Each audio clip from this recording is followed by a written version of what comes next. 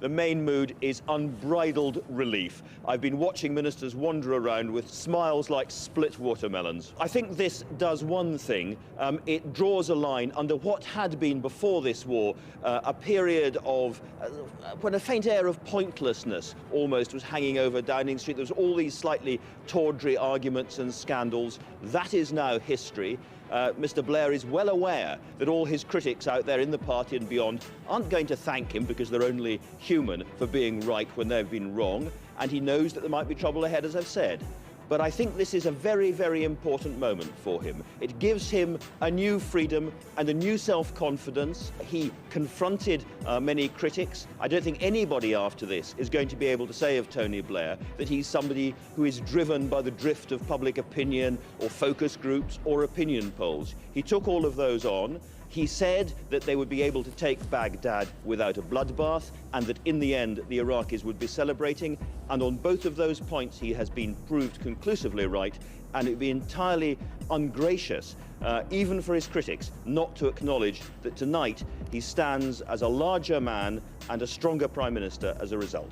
I was brought up, like a lot of people, probably post-Watergate film and so on, to believe that journalism was a crusading craft and that there were a lot of disputatious, stroppy, difficult people in journalism. And I have to say, I think I know some of them.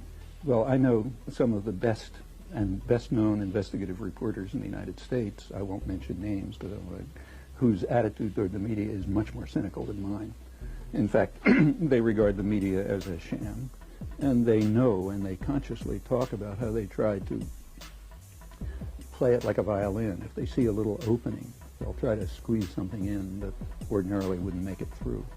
And it's perfectly true that I'm sure you're speaking for the majority of journalists who are trained, have it driven into their heads that this is a crusading profession, adversarial, we stand up against power, a very self-serving view. On the other hand, in my opinion, I hate to make a value judgment, but the better journalists, and in fact the ones who are often regarded as the best journalists, have quite a different picture. And I think a very realistic one. How can you know that I'm self-censoring? How can you know that you're journalists self-censoring? I'm sure you believe everything you're saying. But what I'm saying is if you believe something different, you wouldn't be sitting where you're sitting. Support Double Down News on Patreon.